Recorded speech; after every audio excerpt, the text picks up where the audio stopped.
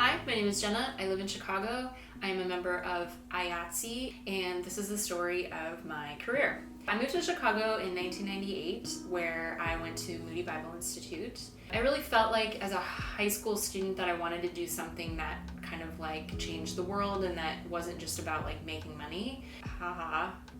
Now it's funny as an adult because money is important. Because I grew up in a pretty conservative Christian family, doing something in the ministry seemed like it was the best use of my time. I didn't really have any other ideas really about like ways that I could feel like my career was meaningful. So ministry it was. I have never used my degree for 1 second. I got married before I finished school. We had kids almost immediately. Craig was a pastor, so my title became pastor's wife. In the situation that we were in, working moms, it was kind of, some of the churches we were in, it was almost kind of like considered sinful if you were working, partially because it was looked at that like the father of the family was lazy if they weren't supporting the family solely, and then other churches it was kind of like, oh, you're taking away from your family. So I did have a few jobs here or there, but we always kind of kept them really kind of quiet and like didn't make a big deal about it. I worked at a coffee shop, I had my own wedding photography business, and then I also worked for a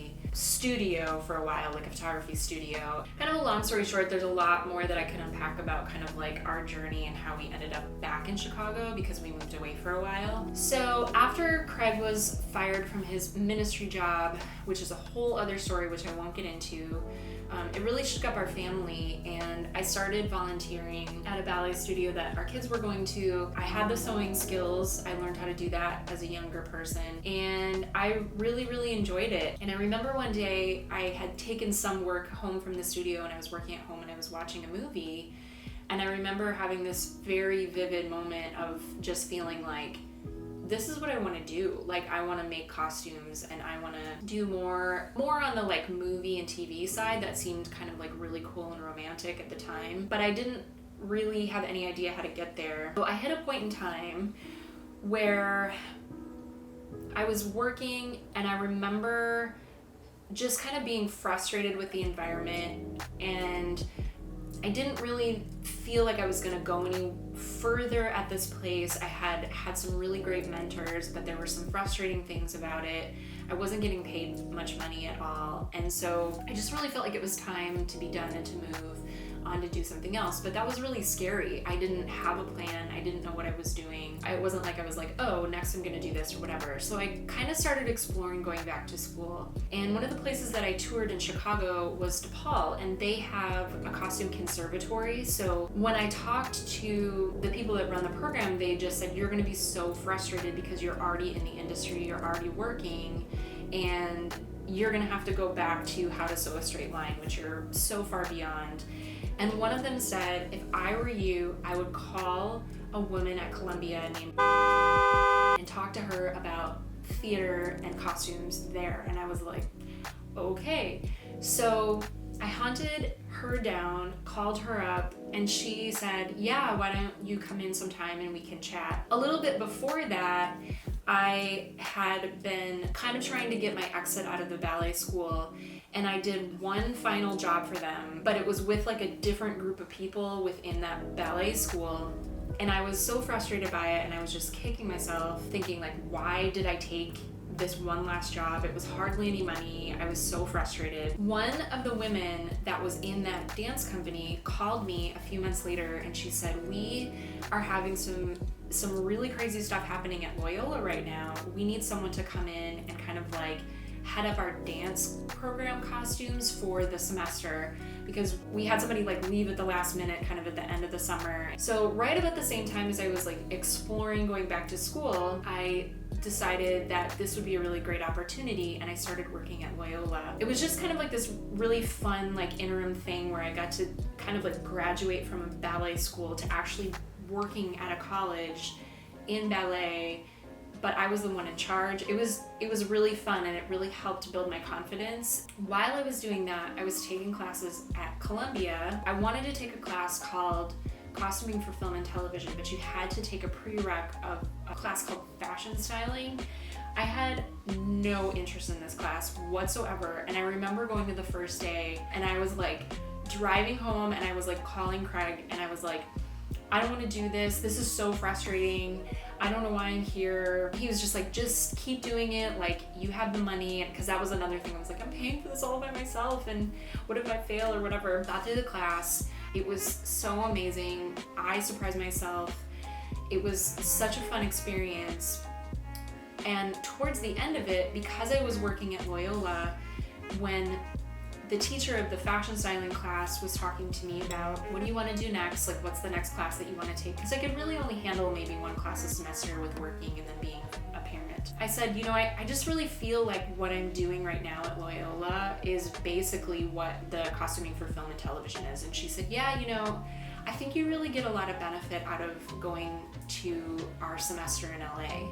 And I was like, I don't think that I can do that. She was like, you should just take the prerequisite, which was called Costumes and Context. I remember going in and talking to her, and she was so great, and she was so interested in ballet, and it was so fun to talk to her because she was just like, oh my gosh, like, you have so many skills and you can bring so much to this class. And because I think that's the thing, like, going back to school, that's like really important to keep in mind, that I always felt like I was at a disadvantage because I was like an old lady and I hadn't been in school for a million years, and I was just like trying to cobble together a career for myself, and I didn't really realize that my life experience could offer some really cool things to other students in the classes, because a lot of the classes at Columbia are very collaborative, and your skill set, you're bringing it to the class to like enrich the classroom situation. So I learned a lot about like script breakdown and how to costume movies. We did a lot of pretend movies that the teacher would kind of like make up the premise and then we would make costumes for, or we would take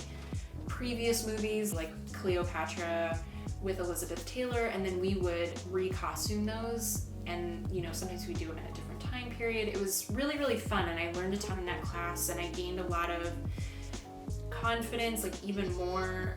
I didn't know what I was doing. It forced me to learn how to draw. I was terrible at that, and I just kind of figured out how to slog my way through that. At the end of the class, I was once again like, I can't go to the semester in LA. I don't know how I'm gonna leave my family. And I said, listen, they are going to switch the format of this class to actually being a semester in LA. This is the last time that they're gonna offer it where it's just a month-long consolidated learning experience or whatever.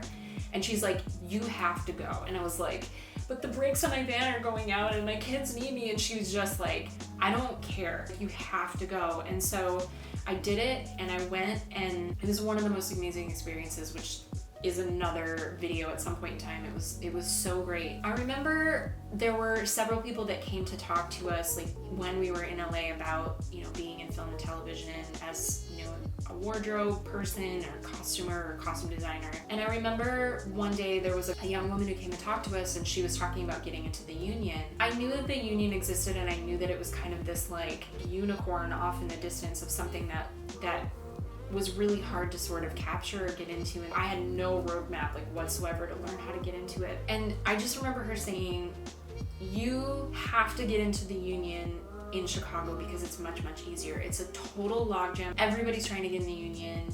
You'll work a minimum wage job for years and years and years for 14-hour days. If you go back to Chicago, try to get in there because you can always transfer your membership. I just remember learning so much, but the one thing that I came back with was, you have to figure out how to get into the union. I had no idea how to do that, like none.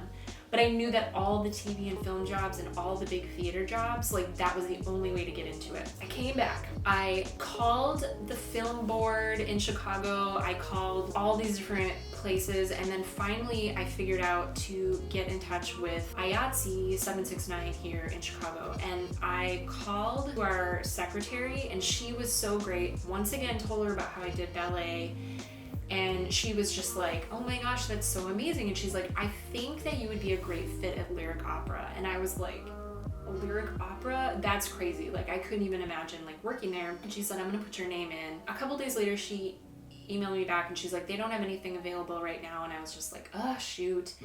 But it was still the beginning of the summer, and so every week I called in, and I called in with my availability, which is something that you have to do. So you call in every week and you say, hi, this is so-and-so, I have availability on these days. And every Monday morning I would wake up super early and I would call in, Didn't hear anything. Fast forward to around September, and I remember I was really wasn't feeling well. I was really sick, and I remember I was trying to make a dress to go to Lyric Opera's opening night, because we go every single year. And I was like slogging through and like trying to get it done, and my phone was ringing, and I looked at my phone and it was Lyric Opera, and I figured, oh, they're just probably calling to see if we want to go to a cocktail hour or to like confirm something or whatever. And I picked up the phone and I heard on the other end of the line, "Hi, this is I am with the costume department at Lyric Opera," and I just about dropped the phone. I couldn't even believe it. She was like, "I looked over your resume. We need some people. I would love it if you could come in for an interview." And she was like, "What's your availability?" And I was like,